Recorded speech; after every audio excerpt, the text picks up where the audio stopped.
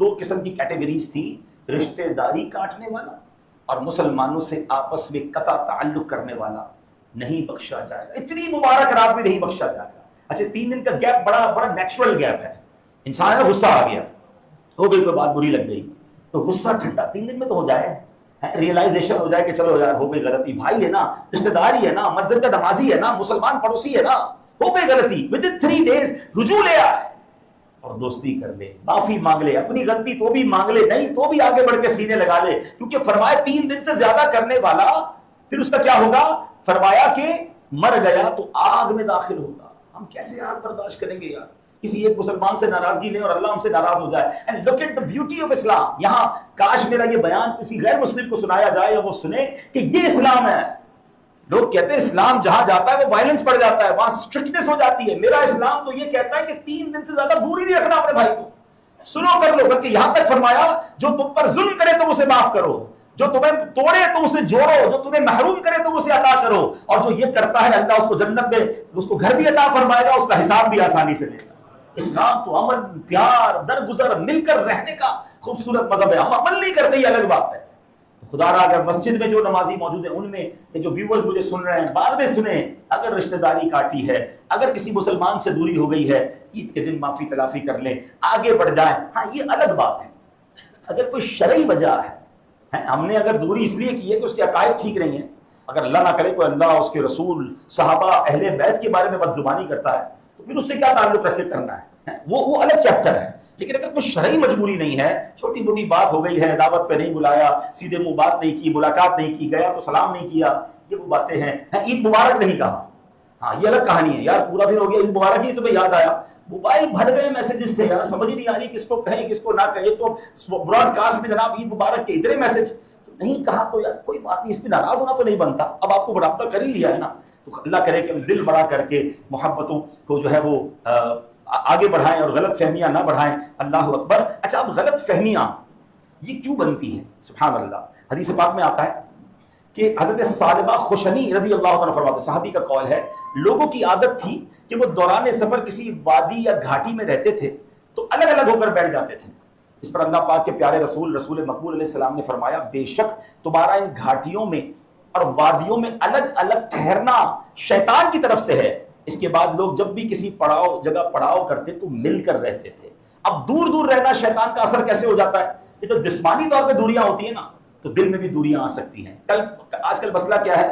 گھر پکے ہوتے جا رہے ہیں، تعلقات کچے ہوتے جا رہے ہیں، دلوں میں دوریاں آتی جا رہی ہیں، ایک ہی گھر میں رہ کر آپس میں ملاقات کا ٹائم ہی نہیں مل رہا لوگوں کو، ایک ہی گھر میں رہ رہے ہیں لیکن ایسا لگتا ہے کہ اجنبی ہیں۔ اگر گھر میں بیٹھے بھی ہیں تو موبائل فون پر ہیں، ساتھ بیٹھ کے کم از کم ایک کھانا کھائیں، ایک دوسرے کی خیریت پوچھیں، جو کہ دوریاں اسی لیے، غلط فہمیاں اسی لیے بڑھ رہی ہے کہ ڈسکشن نہیں ہو رہی ہے، ملاقات نہیں ہو رہی، رشتہ داروں سے برسوں ہو گئے ملے ہوئے، اپنے رشتہ داروں سے ملیں، عید والے دنوں میں مل لیں، رابطہ کریں، کتنا قریب ہوں گے، ملاقاتیں ہوں گی تو انشاءاللہ دل مزید ملتے جائیں گے اور وسوسوں کو جگہ نہ دیں۔ اب مسئلہ یہ ہے کہ چھوٹی موٹی بات پر غلط فہمیاں ہو جاتی ہیں۔ اچھا انسان ہے نا، دل میں خیال آ جاتے ہیں، مثال کے طور پہ سلام کا جواب نہیں دیا، غلط فہمی ہو گئی، توجہ سے بات نہیں سنی، غلط فہمی ہو گئی، حال احوال نہیں پوچھا تو غلط فہمی ہو گئی، پیسے والا ہو گیا ہے تو غلط فہمی ہو رہی ہے، پیسے والا ہو گیا اس لیے اس کا انداز بدل گیا ہے۔ ہر بات پہ غلط فہمی، ہر بات پہ نیگیٹو کیوں سوچنا ہے؟ ایک بڑا کمال کا واقعہ ہے، انشاءاللہ وقت ہے تو میں آپ کو سناتا ہوں، بہت کمال کا واقعہ، اور یہ خلفائے راشدین کے درمیان کا واقعہ تھا۔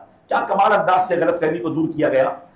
مسلمانوں کے پہلے خلیفہ حضرت ابوبکر صدیق رضی اللہ عنہ کے دور خلافت کی بات ہے۔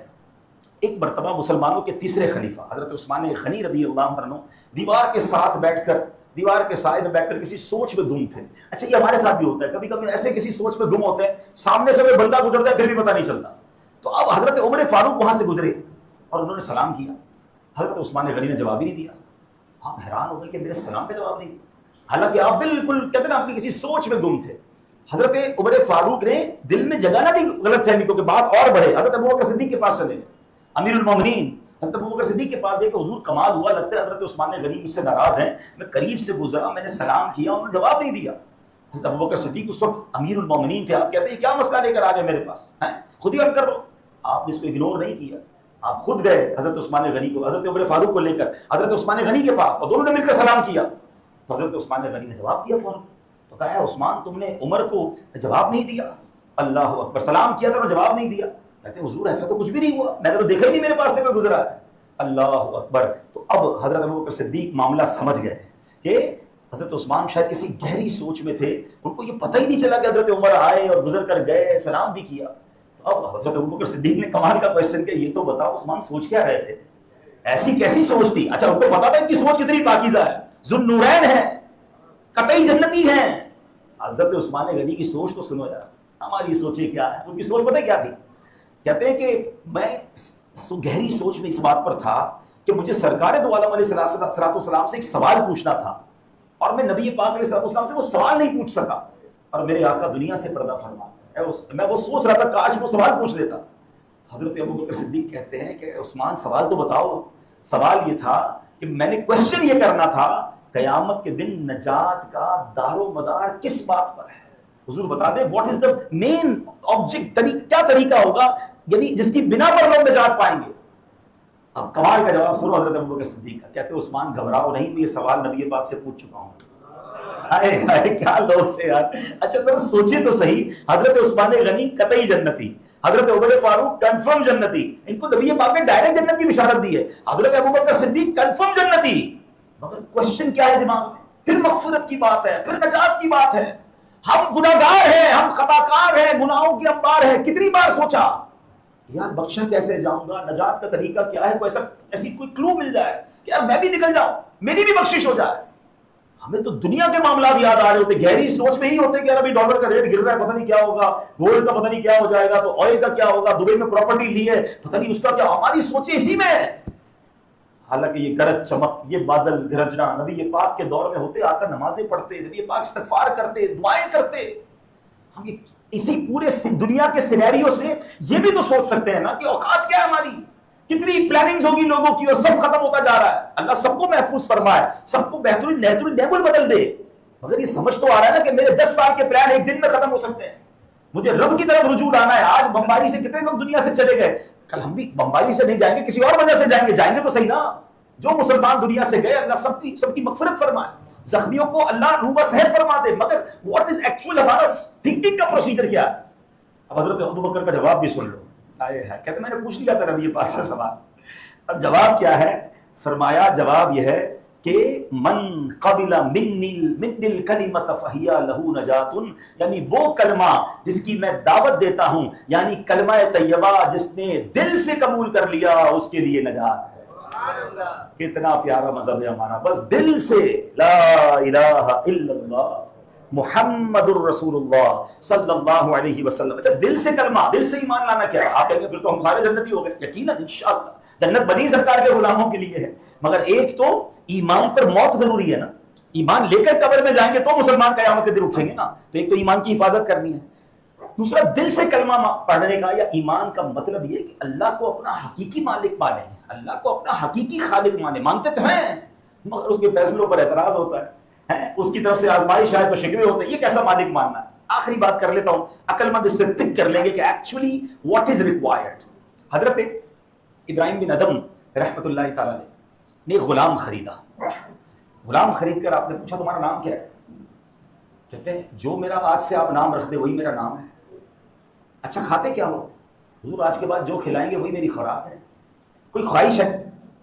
کہتے ہیں میری کوئی خواہش نہیں، آج سے جو آپ کی خواہش وہی میری خواہش ہے۔ آپ اللہ والے تھے نا، آپ رونے لگ گئے، آپ کے دل پر کیفیت طاری ہو گئی۔